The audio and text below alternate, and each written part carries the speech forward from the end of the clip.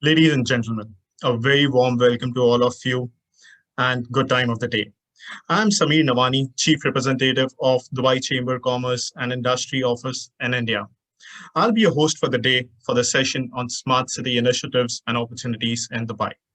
Today with us, we have a very esteemed guest from Smart Dubai, Mira Al Sheikh.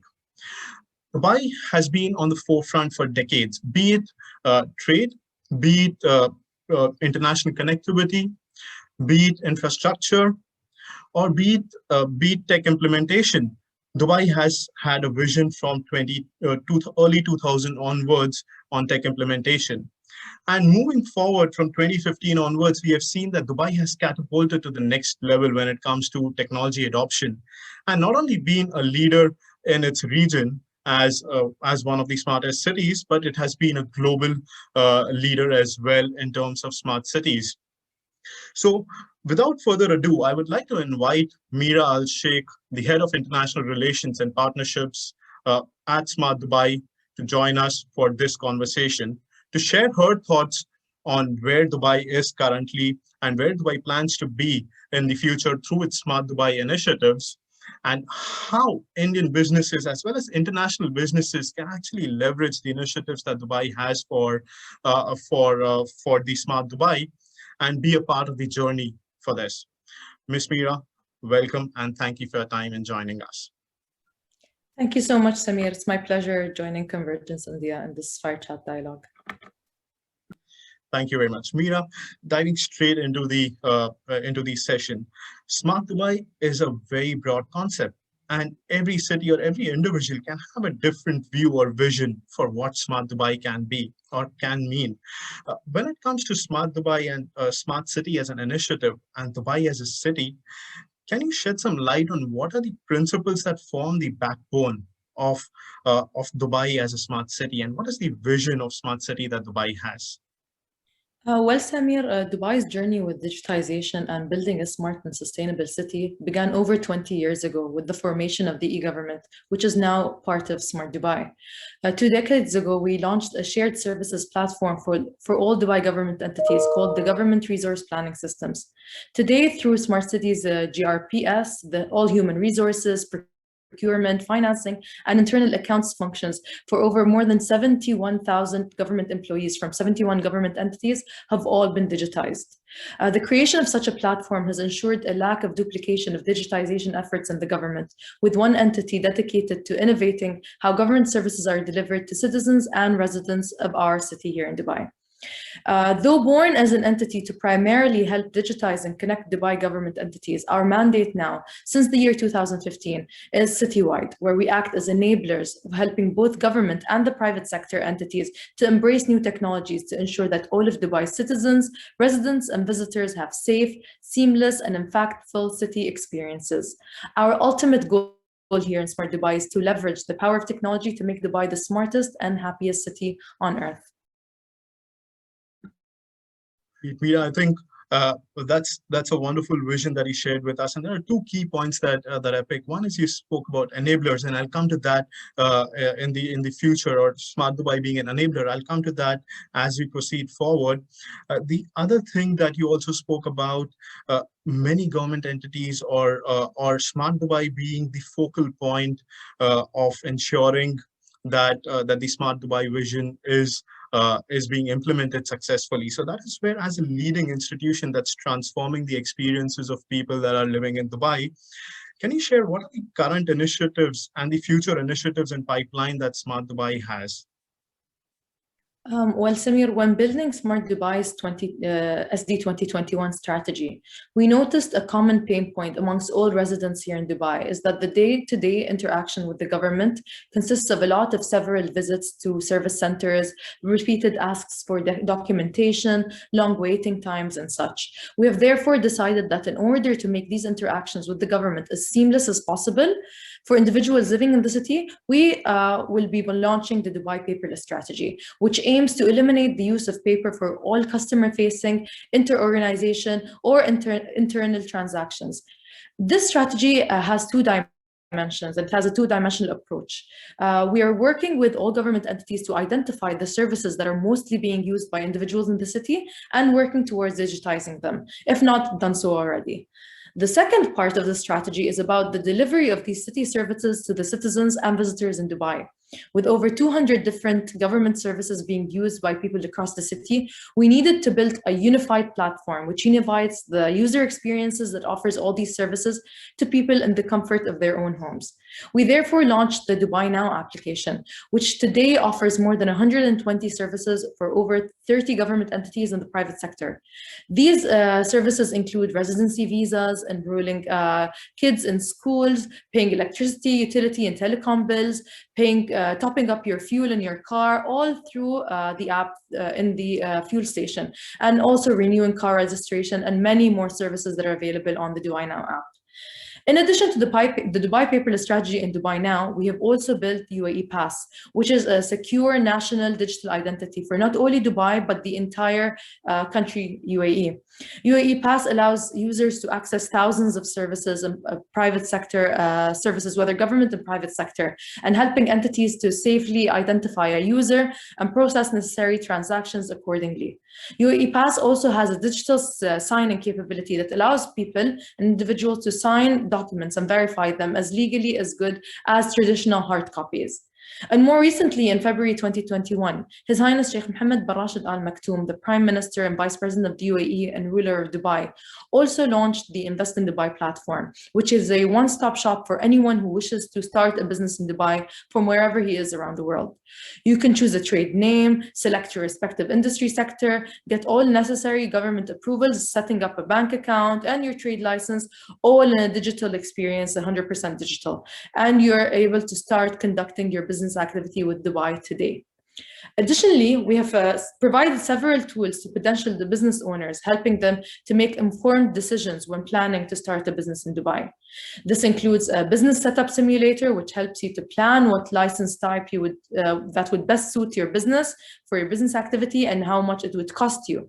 The Dubai business map also shows you the geographic spread of businesses across the city today, showing how many business per industry sector are located in one specific area within the city. One can also see the latest business news and access reports for prospective growth of various industry sectors here in Dubai. And finally, most importantly, for the future of our work here in Dubai is data. We are building a holistic citywide data ecosystem which focuses on leveraging the maximum value out of the city's data. To achieve this goal, we have looked into governance policies, data infrastructure, and building partnership with the private sector within the data framework. Excellent, Meera. I think a lot of the points that you touched upon and some of the things that I personally connect to as well. And being at the Dubai Chamber, I have personally seen that over last 2-3 years that I have been with the Chamber has been extensively working on implementing technology, be it on the ATA Carne side, or be it the certificate of origin issuance, or be it the customer service that they are providing, and also being extremely engaged on the paperless strategy that Smart Dubai has. And I can imagine when you speak about Dubai Now or UAE Pass or the data strategy, I understand that a lot of the Dubai government entities will have to be involved extensively in the implementation of these initiatives, and it would be cutting across a lot of Dubai departments. So when you're speaking of that, what has been the recipe for Smart Dubai in terms of ensuring that the successful implementation of these initiatives happen? And if you have some experiences to share with us as well, that'll be great. So Samir, all government entities in Dubai and in the UAE as a whole work towards a common vision set by our leadership, spurring economic growth through Invest in Dubai, or becoming more efficient and sustainable, a more efficient and sustainable smart city through the Dubai paperless strategy, are goals that the Dubai government entities work towards collectively together. With that being said, I proudly say that our biggest strength is the collaboration and support we have with our partner entities, both from the government and also from the private sector. To give you some perspective, to build the Invest in Dubai platform, we needed the support of over 25 federal, local, and private sector entities. Traditionally, Traditionally, this would have taken more than a year and a half minimum to build. However, we have challenged ourselves to deliver it in under 6 months, and we proudly did so due to the unconditional support we've had from all our partner entities. Additionally, I am also proud to say that due to our collaboration with over 40 government entities, Dubai government has reduced its paper consumption by 82% today. Towards meeting this goal, the goals of the Dubai paperless strategy. And our ultimate goal is to reach by 100% paperless by the end of the year, by December 12, 2021. Yeah, I think there was one more point you touched upon in your previous addresses about engagement.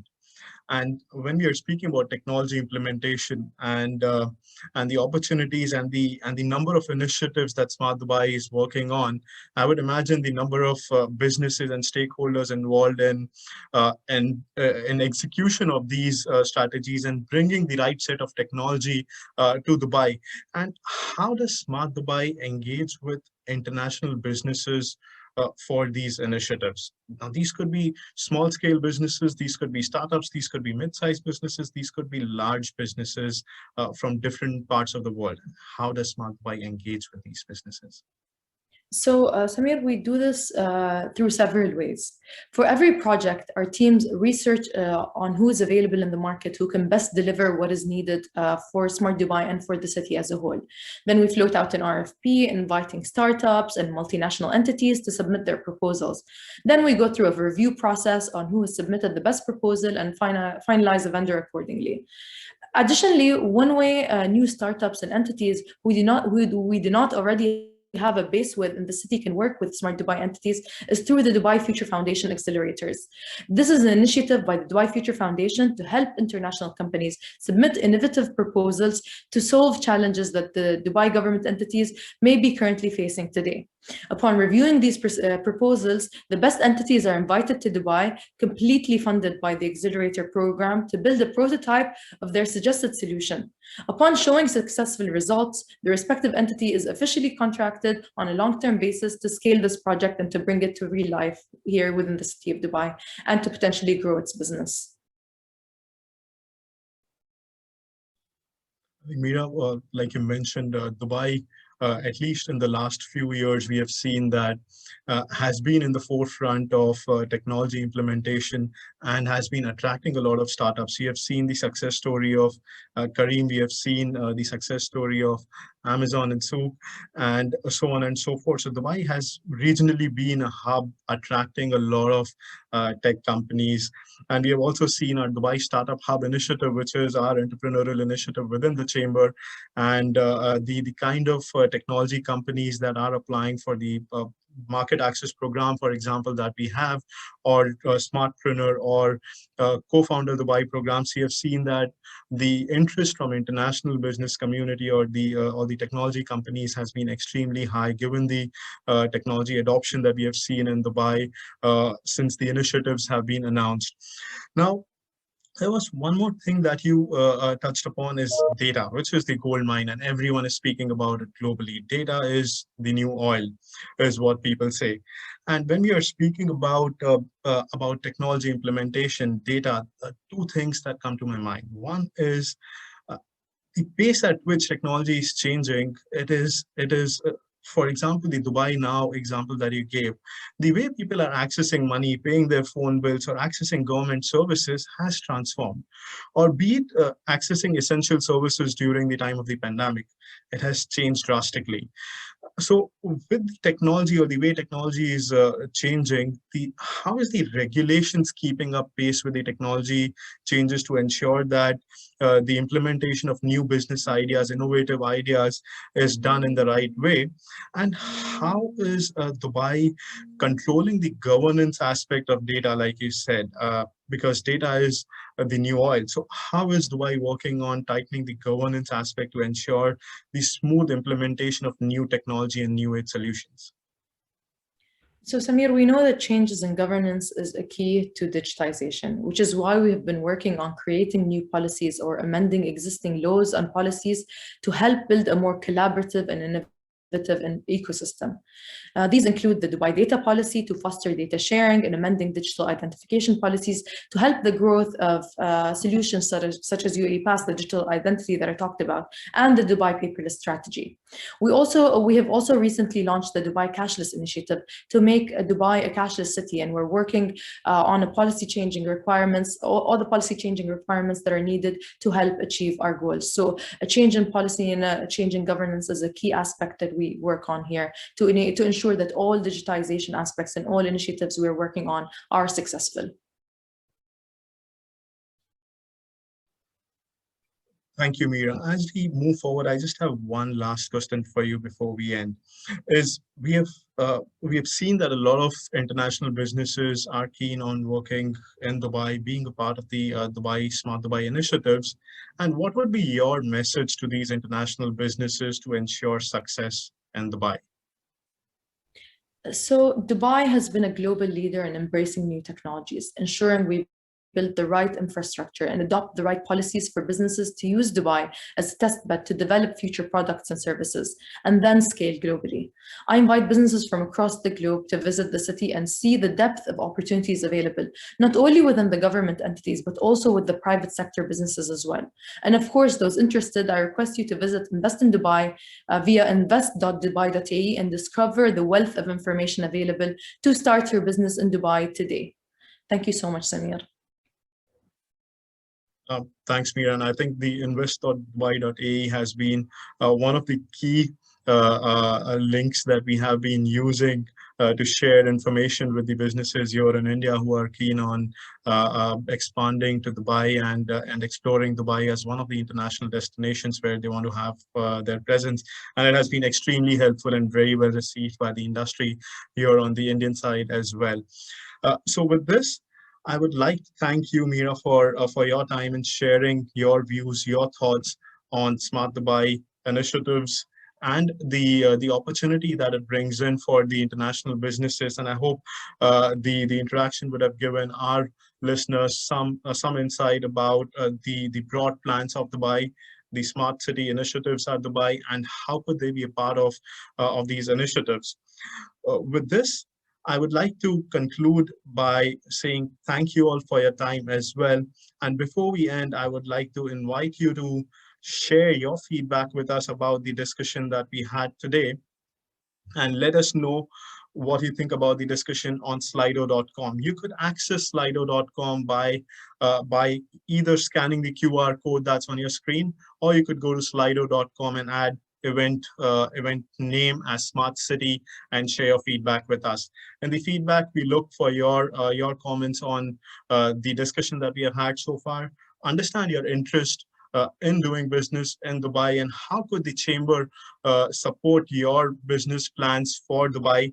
The Dubai Chamber International Offices has 11 offices globally, right from Panama, Brazil, Argentina, and LATAM, to 4 offices in Africa, to CIS region in Azerbaijan, to India and China.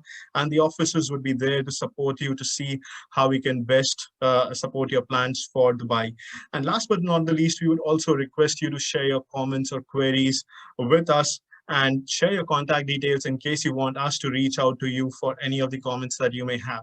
Alternatively, you could reach out to us on india@dubaichamber.com. With this, I would like to thank you again for your participation.